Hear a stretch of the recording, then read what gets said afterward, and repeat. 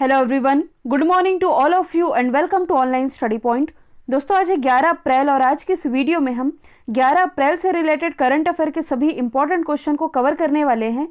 तो यदि आप लोगों को इस वीडियो की पीडीएफ चाहिए तो आप हमारे इस मोबाइल एप्लीकेशन को भी इंस्टॉल कर सकते हैं, जिसमें आप लोगों को डेली क्विज, फ्री पीडीएफ और प्रतिदिन के करंट अफेयर का ऑडियो भी मिल सकेगा।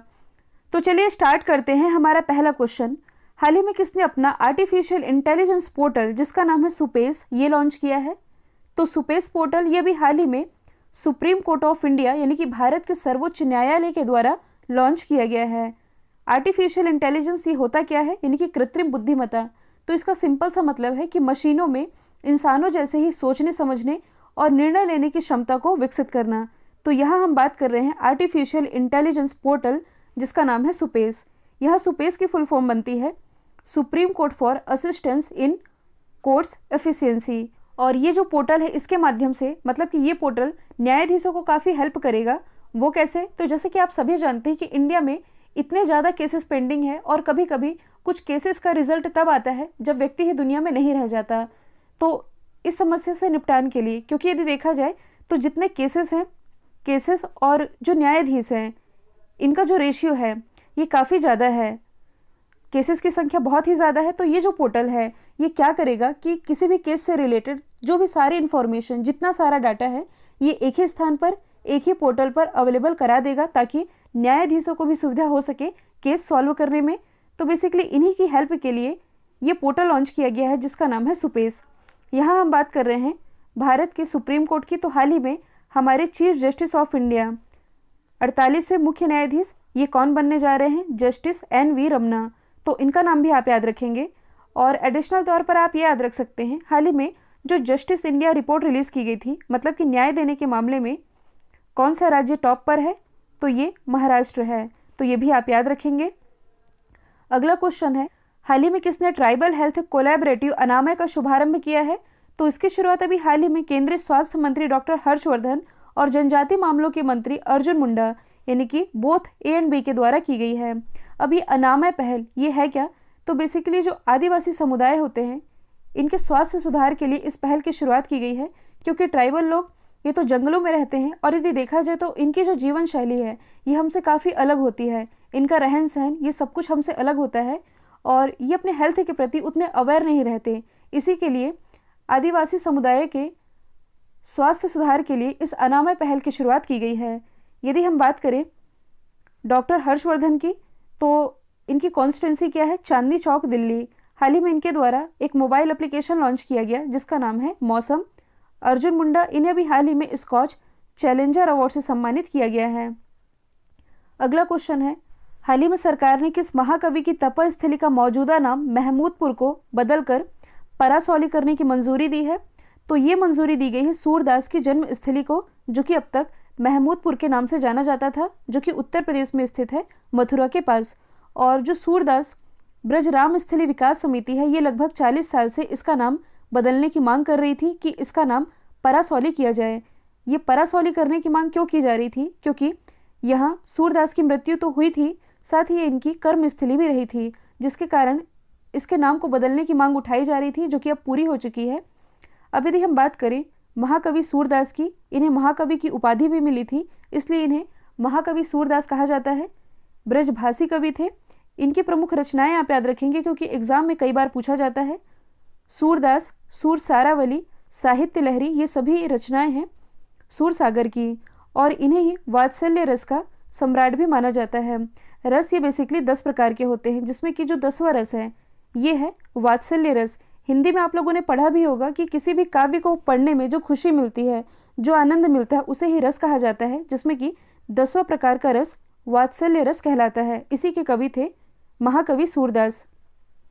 अब यदि हम अदर ऑप्शन को डिस्कस करें तो इन कवियों से रिलेटेड इनकी आप कुछ रचनाएं याद रख सकते हैं, जैसे कि कालिदास की प्रमुख रचनाएं हैं अभिज्ञान, शाकुंतलम, मालविका अग्निमित्र, मेघदूतम, ऋतुसंहारम और कुमार संभवम।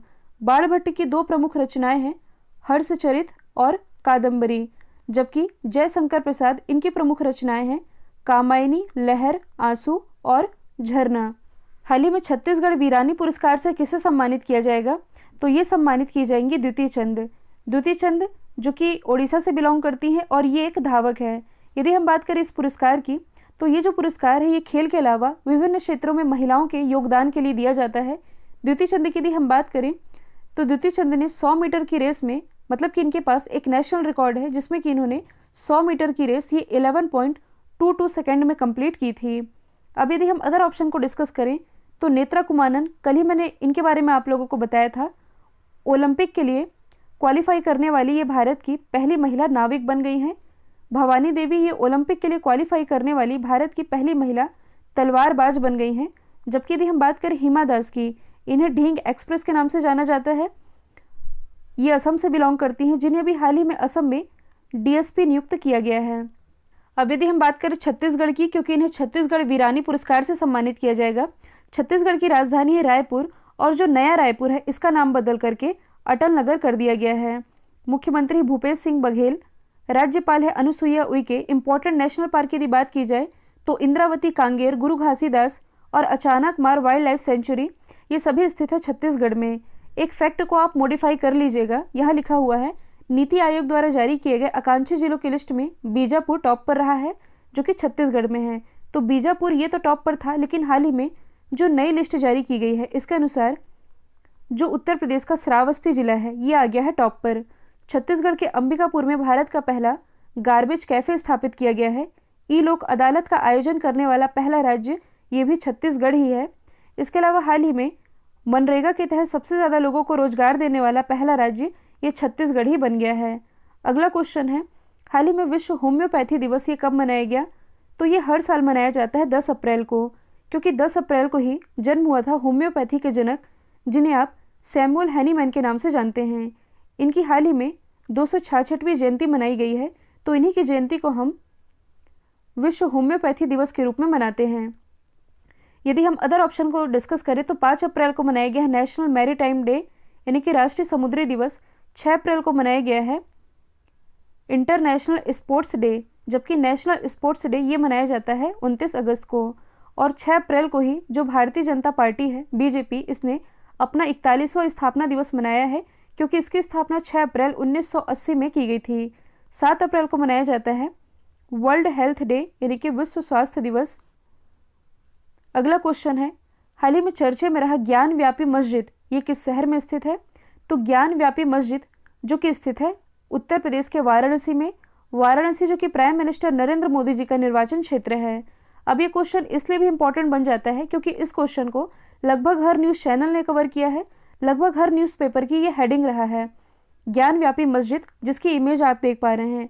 ये पूरा मैटर है क्या? तो हाल ही में जो वाराणसी की सिविल कोर्ट है इसने आर्कियोलॉजी सर्वे ऑफ इंडिया, जिसे आप भारतीय पुरातात्विक सर्वेक्षण के नाम से जानते हैं, इसे ही ज्ञानव्यापी परिसर की जांच करने का आदेश दे दिया है। और ये जो परिसर है ये वाराणसी में काशी विश्वनाथ मंदिर के पास स्थित है। इस पूरे मैटर में जो हिंदू पक्षधर हैं इनका ये कहना है कि जो मुगल शासक है औरंगजेब, इसने 1669 में इस काशी विश्वनाथ मंदिर को तोड़ करके इस ज्ञानव्यापी मस्जिद का निर्माण कराया था। मतलब कि प्रेजेंट टाइम में अभी जिस जगह पर मस्जिद है यहाँ पहले मंदिर हुआ करता था जो कि भगवान शिव को समर्पित था। इसे ही औरंगजेब के द्वारा तोड़वाया गया और उसी के स्थान पर मस्जिद बनवा दी गई। यदि आप लोगों ने उत्तर प्रदेश के मथुरा में ही कृष्ण जन्मस्थली को देखा होगा, यदि आप लोग गए होंगे तो आपने देखा होगा कि मान लीजिए कुछ यहाँ स्थित है कृष्ण जन्मस्थली, यहाँ का यदि फेरा लगाया जाता है तो एक ही दीवार के बाद यहाँ स्थित है मस्जिद। मतलब कि एक दीवार के अंतर में कृष्ण जन्मस्थली है और यहाँ मस्जिद भी स्थित है, दोनों सटे हुए हैं, एक दूसरे से लगे हुए हैं। और अभी जो बाबरी मस्जिद वाला मैटर आया था, कुछ ऐसा ही केस निकल कर सामने आया था और ज्ञानव्यापी मस्जिद, इसे भी सेकंड अयोध्या केस के नाम से जाना जा रहा है। अब इसमें एएसआई को शामिल किया गया है, इसका मतलब महत्व कितना बढ़ जाता है। एएसआई, इसकी स्थापना 1861 में की गई थी अलेक्जेंडर कनिंघम के द्वारा। इसी एएसआई के द्वारा आप लोगों ने जो सिंधु घाटी सभ्यता पढ़ी होगी, हड़प्पा स्थल, इसी एएसआई की खोज का ही परिणाम है। और इसे शामिल करने का ये महत्व इसलिए भी बढ़ जाता है क्योंकि इसकी जो पूरी जांच है ये सबूतों के आधार पर होगी, न तो किसी धर्म के आधार पर, ना ही इसमें किसी तरह की राजनीति चलने वाली है। तो पूरी तरह से वैज्ञानिक जांच होगी जिसमें कि ये साफ कर दिया जाएगा कि जिस स्थान पर अभी मस्जिद है यहाँ पहले मंदिर था या नहीं। और इस पूरे मैटर में जो मुस्लिम पक्ष है इसके द्वारा एक एक्ट की दलील दी जा रही है। ये एक्ट कौन सा है? प्लेसेस ऑफ वर्शिप एक्ट, जो कि 1991 में बना था। उपासना स्थल कानून, जब भारत में पीवी नरसिम्हा राव की सरकार थी उस समय ये एक्ट लाया गया था। इस एक्ट में क्या कहा गया था? तो जब भारत पाकिस्तान का विभाजन हुआ था, इस विभाजन के दिन से मतलब कि जो मंदिर है ये मंदिर ही रहेंगे, इन्हें मंदिर ही माना जाएगा, और जो मस्जिद है इन्हें मस्जिद ही माना जाएगा। यही था प्लेसेस ऑफ वर्शिप एक्ट, जो कि 1991 में लाया गया था। हालांकि इस एक्ट में जो अयोध्या वाला मामला था इसे इससे अलग रखा गया था। बाकी एक्ट 1991 में लाया गया था। इसी की दलील मुस्लिम पक्ष के द्वारा दी जा रही है। फिर अगला क्वेश्चन है, हाल ही में NEP यानी कि न्यू एजुकेशन पॉलिसी 2020 के क्रियान्वयन के लिए सार्थक पहल की शुरुआत किसने की है? तो इसकी शुरुआत अभी हाल ही में रमेश पोखरियाल जी के द्वारा की गई है, जो कि प्रेजेंट टाइम में हमारे शिक्षा मंत्री हैं। NEP यानी कि न्यू एजुकेशन पॉलिसी, जैसे कि आप सभी जानते हैं कि भारत में 34 साल के बाद नई शिक्षा नीति लाई गई है। लास्ट टाइम कब लाई गई थी? 1986 में। इसके बाद 34 साल के बाद 2020 में नई शिक्षा नीति लाई गई है, जिसके बाद से इसी के अच्छे क्रियान्वयन के लिए, बेहतर क्रियान्वयन के लिए सार्थक पहल की शुरुआत की गई है। और इस पहल के माध्यम से टारगेट दिए जाएंगे, उसके क्या रिजल्ट होने हैं, और साथ ही इसके टाइम लिमिटेशन का भी उल्लेख किया गया है कि इतने टारगेट में, मतलब कि इतने समय सीमा में इस टारगेट को पूरा किया जाए। और यदि आपसे पूछा जाए न्यू एजुकेशन पॉलिसी लागू करने वाला भारत का पहला राज्य कौन सा है, तो यह है हिमाचल प्रदेश। अगला क्वेश्चन है, दुनिया का पहला माइक्रो सेंसर आधारित विस्फोटक ट्रेस डिटेक्टर ETD ये किसने लॉन्च किया है? तो ये भी हाल ही में लॉन्च किया गया है रमेश पोखरियाल जी के द्वारा, जो कि प्रेजेंट टाइम में हमारे केंद्रीय शिक्षा मंत्री हैं। और इसका नाम क्या रखा गया है? नैनो स्निफर, जो कि दुनिया का पहला माइक्रो सेंसर आधारित विस्फोटक ट्रेस डिटेक्टर है। विस्फोटक ट्रेस डिटेक्टर कहने का मतलब है कि ये किसी भी विस्फोटक को ट्रेस करेगा कि ये कहाँ है, और ट्रेस करने के बाद इसे डिटेक्ट करने का काम करेगा। और इसकी कुछ खास विशेषताएं भी हैं। सबसे पहली खास विशेषता तो ये है कि 100% मेड इन इंडिया है। और दूसरा ये है कि अभी तक जो भारत है ये विस्फोटक ट्रेस डिटेक्टर उपकरणों के लिए दूसरे देशों पर निर्भर रहता था, तो ये इसकी निर्भरता को कम करेगा। इसके अलावा ये जो डिवाइस है ये 10 सेकंड से भी कम समय में विस्फोटक का पता लगा सकेगी कि ये कहाँ है, और इसके अलावा विस्फोटक की पहचान भी करेगी, और ये इसका वर्गीकरण भी कर सकेगी, और ये भी पता कर सकेगी कि ये जो विस्फोटक है ये घर में बनाया गया है कि इसे पारंपरिक तरीके से बनाया गया है। मतलब कि हर तरीके से A to Z विस्फोटक के बारे में सभी जानकारी प्रोवाइड करा सकेगी। इसका नाम आप याद रखेंगे, नैनो स्निफर इसका नाम है। अगला क्वेश्चन है, हाल ही में देवी शंकर अवस्थी पुरस्कार 2020 किसे दिया गया?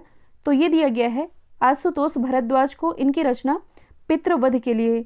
यदि हम बात करें इस पुरस्कार की, जिसका नाम है देवी शंकर अवस्थी पुरस्कार, इसकी स्थापना 1995 में की गई थी। देवी शंकर अवस्थी जो कि हिंदी के सुप्रसिद्ध आलोचक थे, इन्हीं के नाम पर यह पुरस्कार दिया जाता है। यदि हम अदर ऑप्शन को डिस्कस करें तो हाल ही में जो डॉक्टर शरण कुमार लिम्बाले हैं, इन्हें 2020 के सरस्वती सम्मान से सम्मानित किया गया है, इनकी रचना सनातन के लिए। जबकि 2020 के व्यास सम्मान से सम्मानित किया गया है शरद कुमार पगारे को, इनकी रचना पाटलिपुत्र की साम्राज्ञी के लिए। अगला क्वेश्चन है, वर्ल्ड इकोनॉमिक फोरम द्वारा जारी किए गए ग्लोबल जेंडर गैप इंडेक्स 2021 में कौन सा देश टॉप पर है? तो ये क्वेश्चन मैंने रिवीजन के लिए रखा है। हाल ही में WF ने ये जो global gender gap index release किया है, इसमें टॉप पर है आइसलैंड, दूसरे स्थान पर है फिनलैंड, और तीसरे स्थान पर है नॉर्वे। इसमें अपने देश भारत की क्या रैंकिंग है? तो भारत इस साल है 140वें स्थान पर। लास्ट ईयर भारत की रैंकिंग 112वीं थी, लेकिन अब भारत 28 पायदान नीचे आ गया है। तो आइसलैंड टॉप पर है और भारत की रैंकिंग है 140वीं। ये जो रैंकिंग है ये WEF यानी कि वर्ल्ड इकोनॉमिक फोरम, जिसे आप हिंदी में कह सकते हैं विश्व आर्थिक मंच, इसके द्वारा रिलीज किया जाता है।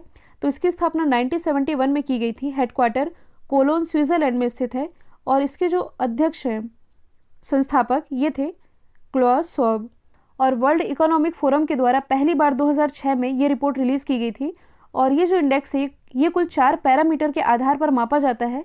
ये कुल 4 आयाम हैं जो कि स्त्री और पुरुष के बीच असमानता या समानता को मापते हैं कि क्या इन्हें इनकम के लिए समान अवसर दिया जा रहा है, क्या उन्हें मतलब कि स्त्री पुरुष दोनों को क्या बराबर शिक्षा का अधिकार मिल पा रहा है इनके हेल्थ के लिए, और क्या उन्हें राजनीतिक नेतृत्व, मतलब कि यदि ये पॉलिटिक्स में आना चाहती हैं तो क्या इन्हें बराबर का अधिकार दिया जा रहा है पुरुषों के समान? ये कुल 4 पैरामीटर है जिसके आधार पर ये रैंकिंग जारी की जाती है, जिसमें टॉप पर है आइसलैंड।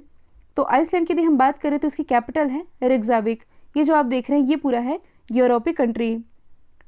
और यदि हम अदर ऑप्शन को डिस्कस करें तो हाल ही में जो ह्यूमन डेवलपमेंट इंडेक्स रिलीज़ किया गया था, इसमें नॉर्वे रहा था टॉप पर। इंडिया की रैंकिंग थी 131वीं। बेलारूस ये ग्लोबल हंगर इंडेक्स में टॉप पर है, इंडिया की रैंकिंग है 94। जापान हाल ही में जो हेनले पासपोर्ट इंडेक्स रिलीज़ किया गया, यानी कि किस देश का पासपोर्ट सबसे शक्तिशाली है, तो जापान इसमें टॉप पर है, इंडिया की रैंकिंग है 85।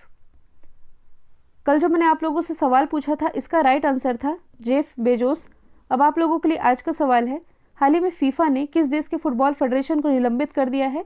तो इसका जो भी आंसर है कमेंट बॉक्स में बताइएगा। वीडियो यदि पसंद आया है तो लाइक कीजिए, शेयर कीजिए और चैनल को सब्सक्राइब करना बिल्कुल मत भूलिएगा। तो आज के लिए इतना ही। Thank you so much.